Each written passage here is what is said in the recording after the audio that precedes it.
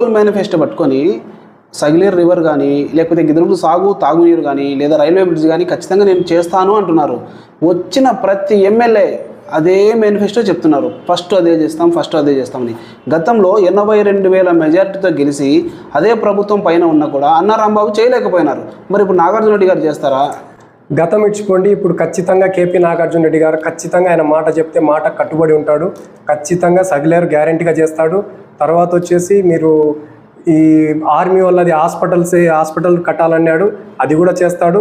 Already మీరు observe చేసినారో లేదో, ఈ కోడ్ రాకముందు నాగార్జున రెడ్డి గారు ఇక్కడ ఆర్మీ వాళ్ళ జిల్లా ఆఫీసర్ను వీళ్ళు ఇక్కడి నుంచి పోయి కలవాలంటే 150 కిలోమీటర్లు పడుతుంది, మాకు ఇబ్బంది జరుగుతుంది అని చెప్పి నాగార్జున రెడ్డి గారికి కలసడం జరిగింది.